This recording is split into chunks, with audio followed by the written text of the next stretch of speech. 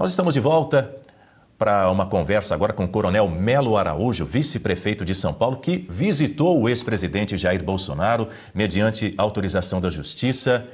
Coronel, seja muito bem-vindo, muito bom dia, obrigado por nos atender.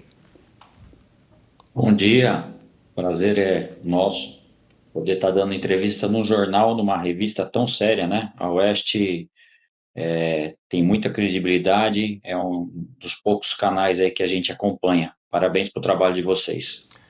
Nós agradecemos em nome de toda a família Oeste. Primeira pergunta para o senhor é: como é que o senhor encontrou o ex-presidente Jair Bolsonaro em termos emocionais, em termos físicos também? Algumas pessoas dizem que o ex-presidente anda triste, abalado, abatido, que perdeu peso. Exatamente isso aí, é verdadeiro, né? Eu cheguei no dia 26, né, anteontem, eu fiquei das 14 até as 18 horas. 18 horas era o tempo limite que poderia permanecer lá na residência. E assim que eu cheguei, eu abracei, eu tenho liberdade, intimidade com ele e percebi que ele está mais magro. E eu fui lá com o objetivo de animá-lo, né? Eu fui com o objetivo de falar assim, olha, eu não vou levar notícia triste, eu vou animá-lo, levantar um pouquinho o astral dele diante de tanta crueldade e injustiça. E ficamos lá conversando. Ele falou para mim, 3 quilos desde que está preso, não tem apetite todo dia, então não tem fome toda hora, né? E muito cruel ver, né? A gente parar para pensar, o único presidente honesto, né? Um dos poucos, né? Não vou falar de todos, mas um dos poucos presidentes honestos aí dos últimos tempos, que fez o Brasil enxergar o que é a política, que trouxe melhorias para o Brasil inteiro, as estatais deram lucro, entregou com superávit e preso. Enquanto isso, vários bandidos corruptos soltos. Então, é muito triste porque ele sabe, é difícil, é diferente quando a pessoa sabe que fez algo errado e vai pagar por aquilo.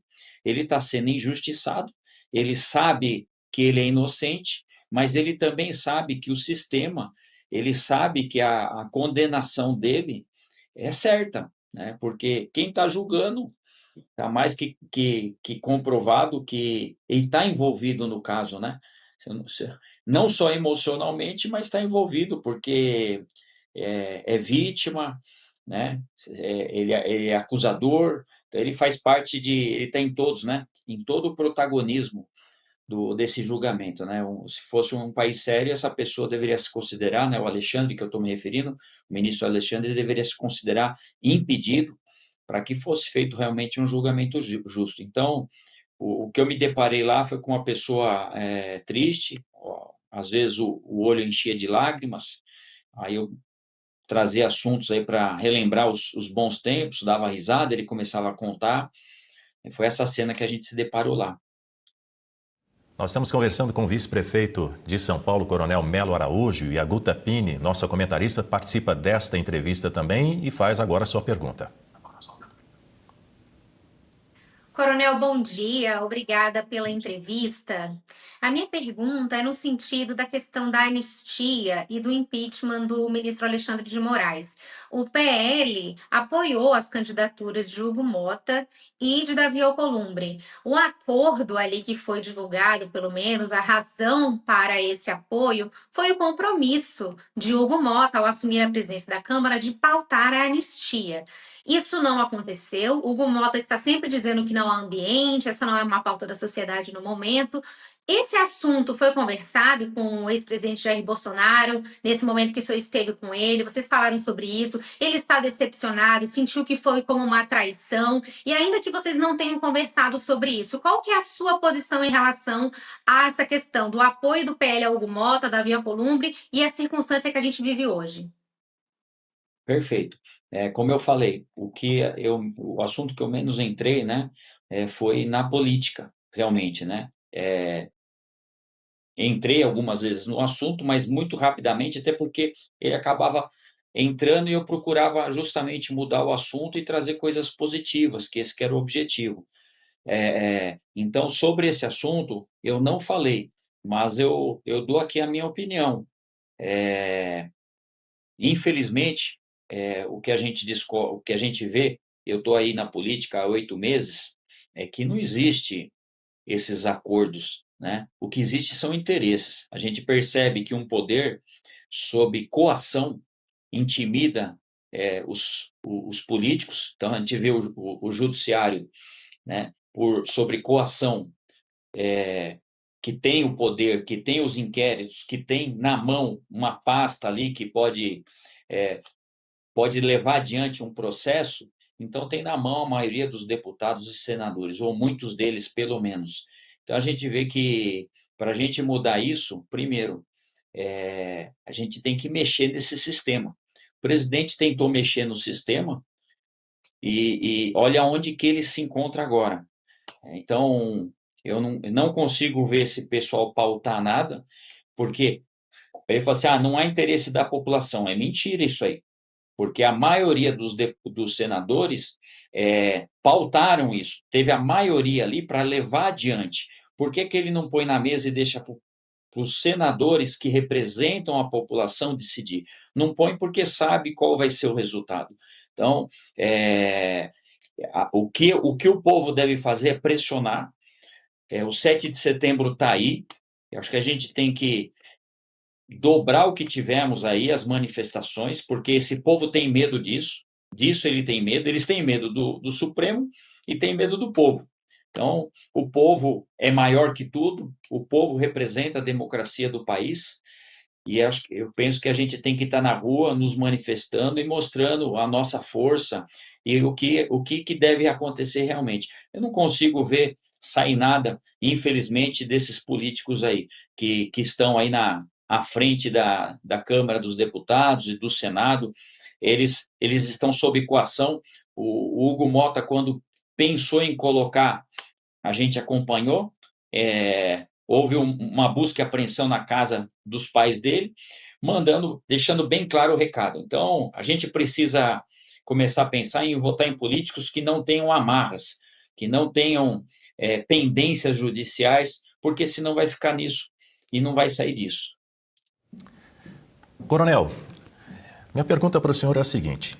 No final de semana, logo depois da visita que o senhor fez ao ex-presidente Jair Bolsonaro, o senhor concedeu entrevistas para alguns veículos, para alguns jornais, e o senhor disse que estão tentando enterrar Jair Bolsonaro vivo ao discutir a sucessão do ex-presidente.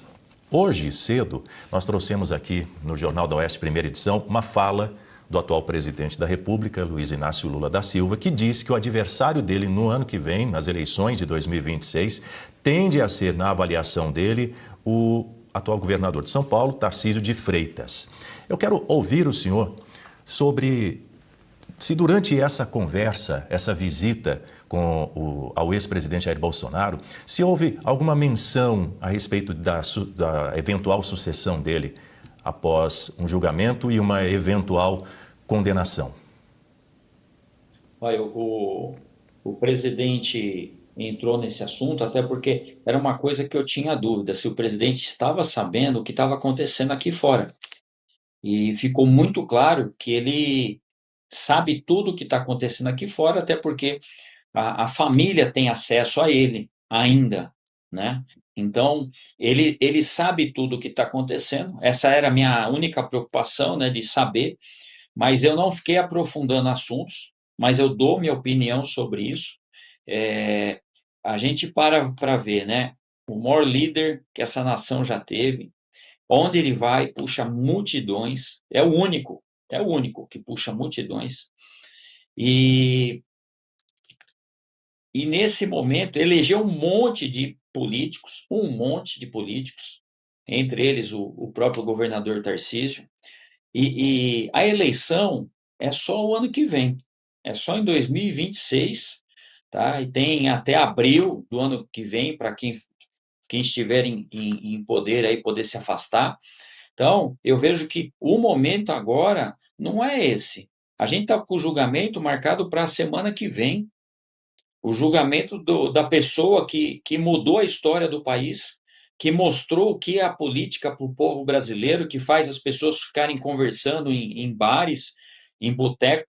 O assunto que antigamente era futebol se fala de política. Então, o presidente educou o povo dele para a política. Independente se gostam dele ou não, ele ensinou o pessoal a discutir e falar sobre política. Isso é muito importante para o povo. Então, como que pode, nesse momento, as pessoas e os políticos e os governadores querendo disputar o espólio do presidente? Eu até falei num canal de imprensa, eu falei assim, olha, é como se o pai da gente estivesse no hospital, num quadro grave, e os filhos discutindo a herança. Não é momento disso. O momento agora é o que podemos fazer para reverter essa situação. Você imagine a força que tem os governadores se eles fossem no Senado pressionar os senadores, se eles fossem pedir audiência com os ministros um a um do Supremo, explicar o que está acontecendo, porque esses ministros, eles vivem, muitos deles, eles vivem pedindo indicações aí, indicações para quem que vai ser presidente de tribunais, de procuradores, cargos, vivem pedindo isso aí. Então, os governadores, eles têm condições de pegar e falar assim, olha, eu te ajudei ali, agora eu quero que você me ajude aqui. Então, esse era o momento. Esse era o momento. E a gente percebe que, não, todo mundo assiste, né? O que estão fazendo? São reuniões, são jantares, são viagens, e tudo sobre qual é o assunto? Quem vai substituir o presidente Bolsonaro. O momento não é esse agora, o momento é o que podemos fazer para ajudar. Então, eu acho isso aí uma hipocrisia, eu acho uma pouca vergonha, é inaceitável, na minha visão, uma postura dessa desses políticos, principalmente aqueles que se elegeram nas costas do presidente, num momento tão importante. A única preocupação do presidente lá na casa, lá eu conversando com ele, era o julgamento, não só dele, mas das milhares de pessoas também que estão sendo condenadas injustamente. Então, momento inoportuno, a gente percebe que, infelizmente, as pessoas querem entrar eles querem o poder. As pessoas não estão entrando para servir a população, elas entram para se servir. É isso que eu vejo no dia a dia. Né? As pessoas não combatem a corrupção. O presidente foi tirado do sistema porque ele combatia a corrupção. Foi exatamente isso aí, porque quando ele combate um órgão lá que está ganhando milhões todo mês, não fica só com aquela pessoa que foi presa, vai para um monte de gente. Pega hoje aí, que político que você vê combatendo corrupção, as coisas acontecem, as estruturas são gigantescas, é assim, finge que não vê. A omissão, para mim, é tão grave como a corrupção. Então, para você se manter no poder, você finge que não está vendo nada e segue em frente. Então, eu acho que a gente precisa rever tudo isso aí. Vocês viram o caso de São Bernardo do Campo, tem que ser apurado, tem mais gente envolvida, tem mais político envolvido. Então, infelizmente, é uma sem-vergonhice. Eu entrei sabendo disso e eu estou fazendo a minha parte de tentar mudar esse pensamento errado aí.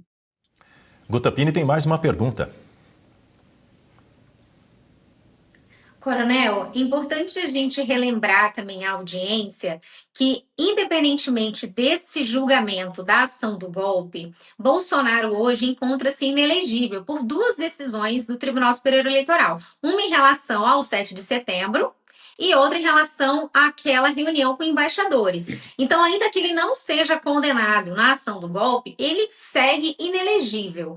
Vocês conversaram em relação a isso? Qual que é a expectativa do ex-presidente? Ele acredita que pode ser revertida essa inelegibilidade? Isso independente da ação do golpe? Como é que o senhor enxerga esse cenário? Com certeza pode. Sabe por quê? Porque a gente ficou dormindo, né, achando que estava tudo às maravilhas, e pegaram uma pessoa que estava condenada em 3 instâncias, estava presa, tiraram da cadeia e puseram na eleição. O presidente não foi condenado, né? O jogo não acabou. Então, a gente percebe que nesse país tudo é possível.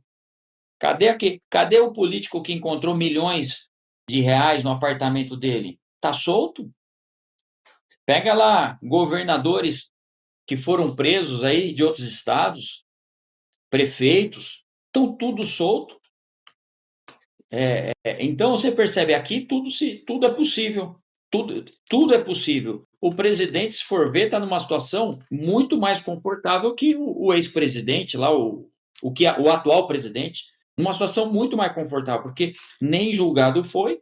É lógico que a gente está vendo, não tem um ser humano que não enxerga o veredito, não enxerga o que vai acontecer, mas ele não foi julgado ainda, não tem condenação.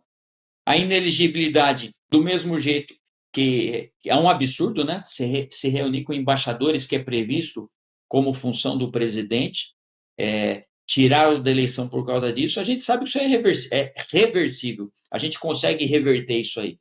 Então, essa questão aí é muito clara que se consegue. Tudo é o interesse.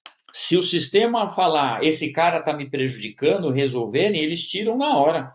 É que, por enquanto, não existe interesse. Hoje, o maior problema da gente é o ministro Alexandre de Moraes. É o ministro Alexandre de Moraes, que, se ele renunciasse, o Brasil resolveria metade dos problemas do país, se ele renunciasse. Ele não vai renunciar. E, infelizmente, a gente não tem homem suficiente, forte de verdade, para levá-lo em impeachment adiante. Então, é isso que a gente tem passado aí, infelizmente. Coronel, o nosso comentarista Marcos Ziskind também participa desta entrevista e tem uma pergunta para o senhor. Olá, vice-prefeito Melo Araújo. Falando aqui de Israel. Nós temos uma audiência crescente, tanto aqui em Israel como nos Estados Unidos, e eu acredito que há uma pergunta que está no ar e que não está respondida para nós que vivemos no exterior. Bolsonaro, ele é réu por crimes de organização criminosa armada, por tentativa de abolição violenta do Estado de Direito, por golpe de Estado, por dano qualificado pela violência, grave ameaça contra o patrimônio público e deterioração do patrimônio tombado. É muito difícil para nós que estamos aqui no exterior entender algumas dessas acusações. Você poderia falar alguma coisa sobre o que é essa ameaça contra o patrimônio público e deterioração do patrimônio tombado que ele é acusado? Do que se trata isso? Uma boa pergunta. Primeiro que a gente vê o que esse atual governo está fazendo, né? Ele está arrumando inimigos com todos os países que existem uma democracia. Então, está arrumando inimizade com Israel, cortando relações, né? Está muito claro, né? Com os Estados Unidos. Então, primeiramente, para a gente ver a intenção desse atual governo, fica muito clara a intenção desse atual governo, né? Qual é o objetivo dele? Inclusive, se a gente pegar declarações dele no passado, em que nem presidente ele era, na época em que ele era da classe trabalhadora, como ele se diz, né? Ele falava, a gente vai demorar muito, mas a gente vai implantar o comunismo no Brasil. E está a pleno vapor, isso aí está acontecendo. Olha, eu sou militar, agora respondendo diretamente a tua pergunta. Eu sou militar.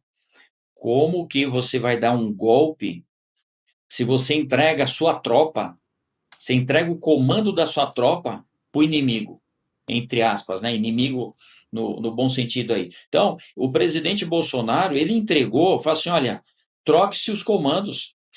O atual presidente colocou os comandos que ele queria.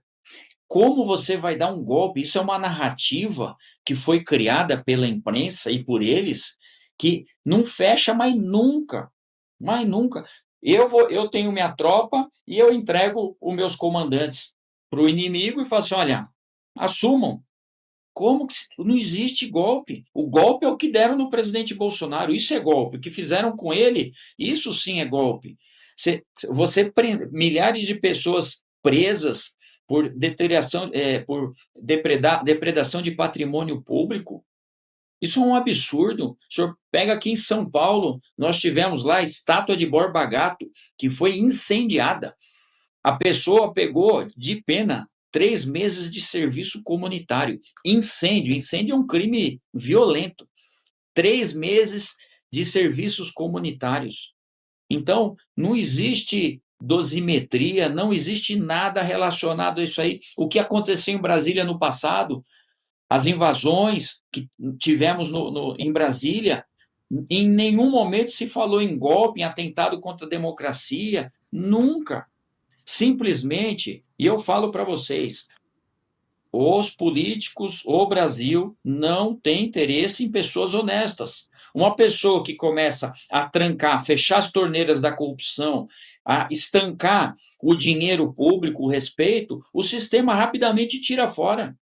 Eu não tenho dúvida aqui que eu entrei agora, mas eu sou um político de um mandato só.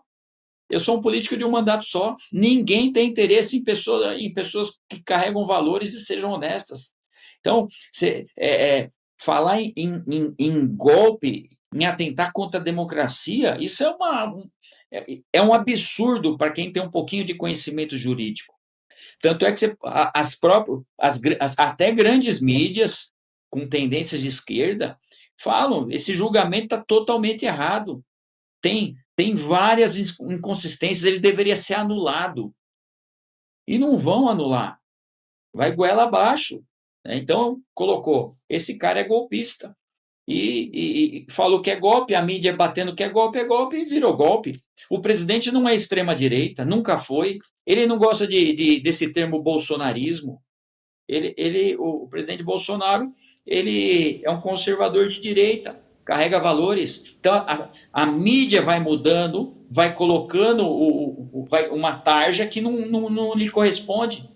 Eu faço até uma associação, a minha pessoa agora, a mídia fica nessas conjecturas, aí quem assume para onde vai e falam, olha, o Melo Araújo, ele não tem traquejo político, é inexperiente, isso é uma grande farsa, eles vão colocando uma tarja na gente. O traquejo político, o que é? Não aceita corrupção, é isso, e eles invertem, eles vão colocando termos diferentes, traquejo, eu não vou sentar na mesa para tratar assuntos nada republicanos, isso não é não ter traquejo político. Isso é ser correto. Eles mudam as frases, vão criando slogan, né, vão fazendo um marketing errado para tarjar você de alguma coisa. O presidente, o que ele é? É extrema-direita. Nunca foi. Nunca. O que nós temos agora é um extremismo. Isso nós temos. Querem regular as mídias, se pudessem, acabavam com a revista de vocês da noite para o dia. É o que eles querem, porque é uma revista séria que mostra a verdade, imparcial. É isso que isso que nós estamos nos deparando atualmente. Coronel, eu sei que eu preciso liberá-lo o quanto antes, mas só uma última pergunta da Guta Pini. Coronel, sobre essa questão da atuação dos governadores, que o senhor entende que eles poderiam auxiliar aí nessa questão do ex-presidente Jair Bolsonaro. O governador Caiado está aí, e o governador Romeu Zema estão encerrando seus mandatos. Então, já diminui aí a zona de influência. O governador Tarcísio teria ainda, se quisesse, mais um mandato como governador de São Paulo. Então, essa sua observação, ela vem a calhar mais em relação ao governador Tarcísio, ao apoio dele, e mais, o cenário que nós vivemos hoje os Estados Unidos já impuseram tarifa no Brasil, e o argumento que Donald Trump colocou na carta é que isso tem a ver com a perseguição política ao Jair Bolsonaro. Ele deixou muito claro isso na nota, que é uma caça às bruxas. Teve também a aplicação da Lei Magnitsky para o Alexandre de Moraes. E mesmo assim, nós não vimos recuo. Então, pelo contrário, agora já está até se cogitando colocar policial dentro da casa do ex-presidente Jair Bolsonaro. Então, dentro desse cenário, como é que o senhor vê uma atuação dos governadores para melhorar esse ambiente? E fora isso, o senhor acredita que essa atuação dos governadores ela deveria vir espontaneamente deles ou já houve algum apelo do próprio presidente Jair Bolsonaro para que eles saíssem em defesa dele e começassem a andar ali nos corredores do Senado e da Câmara? O presidente não é de pedir nada para ninguém, não. Eu conversei com o Tarcísio, eu tenho liberdade com ele, conversei. Isso que eu estou passando para vocês, eu conversei com ele. Eu não sou, vamos lá, né? O pessoal usa muito, né? Traidor, nada disso. Eu sou muito transparente. Essa minha posição Eu cheguei a falar para o governador, o senhor tem que ir em Brasília, o senhor é líder, tem que conversar lá com os senadores, tem que puxar os outros governadores dos outros estados e mostrar que isso aí está o caminho errado. Quem que fala que esse caminho está certo? Então, eu pego e me posicionei, e eu falo sim, o governador Tarcísio poderia ajudar muito mais. Eu estou indo pelos bastidores. Não é, não, tem que ir na frente mesmo, pedir reunião, mostrar, se posicionar. Eu vejo que hoje está sendo com o presidente Bolsonaro, e amanhã vai ser com qualquer um que queira fazer as coisas certas. Ou você faz as coisas erradas, ou seja, você finge que não está vendo nada e você consegue governar esse país. Ou você faz o que o presidente Bolsonaro fez e vai ser um presidente de um mandato só. Eu prefiro ser um presidente de um mandato só, eu prefiro ser um político de um mandato só, um vice-prefeito de um mandato só, do que fazer o errado. A gente precisa lutar pelo certo. Quantos anos o nosso país viveu nesse teatro de tesouras aí? Era tudo a mesma coisa. Pega o Alckmin. O Alckmin aqui em São Paulo, ele por muito tempo foi adorado, até descobrirem quem que era ele. E quem que mostrou toda essa verdade? Foi o presidente Bolsonaro.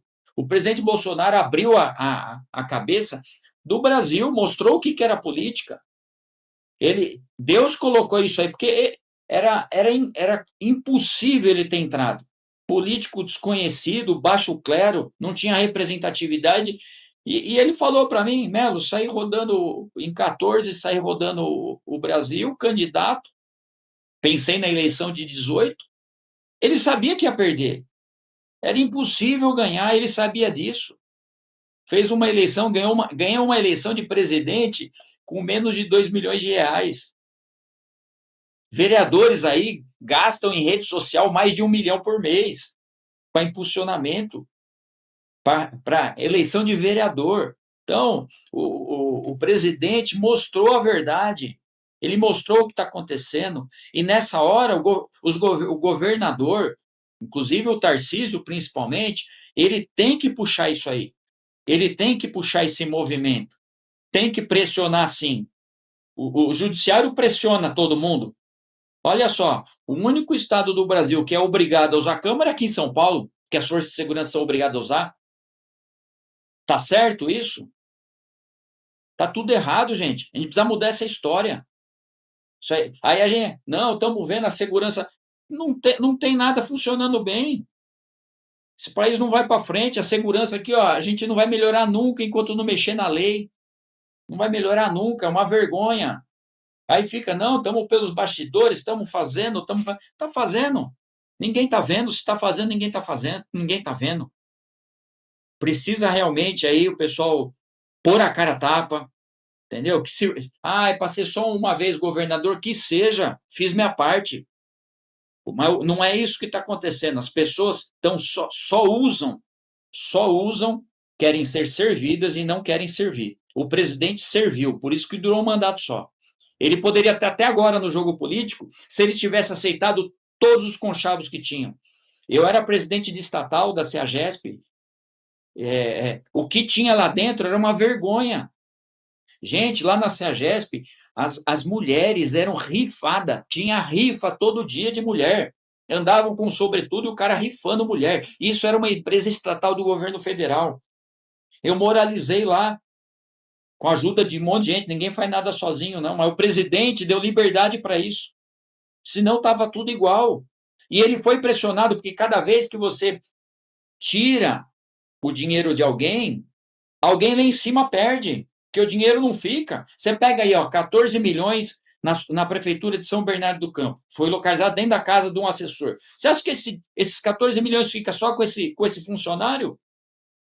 Não fica. Vai para gente grande. Aqui em São Paulo eu tenho combatido a corrupção também.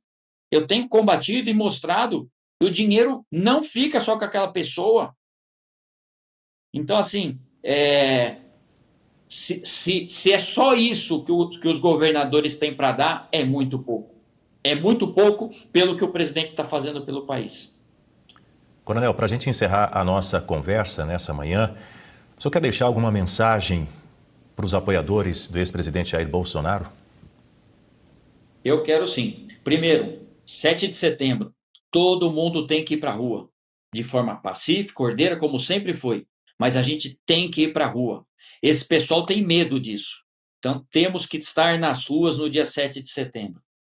Segundo, o presidente, ele não está bem. Ele não está bem. Cabeça dele não está boa. Depressão. Pessoa presa injustamente, quem que não fica com depressão? Eu insisti muito para ele fazer atividade física, porque isso faz bem para a cabeça dele. Falei assim, presidente, o senhor tem que estar com o corpo bem e com a cabeça boa, porque o senhor vai voltar. E eu acredito que ele vai voltar. Não pelo homem, porque a gente está vendo o que a gente tem aqui, mas a gente tem alguém lá em cima que é mais forte e pode mudar o jogo a hora que quiser, e o jogo não acabou. Então, as pessoas têm que ir nas redes sociais também se manifestar, pedir que o presidente aí não perca as esperanças, que lute, que faça sua atividade física. Ele tá preso ali, né, na casa ali. Você imagine uma pessoa que a coisa que ele mais gosta é de estar no meio do povo. Esse gosta de estar no meio do povo. Os outros gostam de estar no meio das festas. No povo é só nas eleições.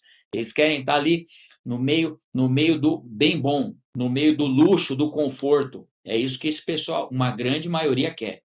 E o presidente, ele se sente, a energia, a bateria do presidente é quando ele está no meio do povo. Então, a bateria dele está zerando, porque tiraram ele do carregador.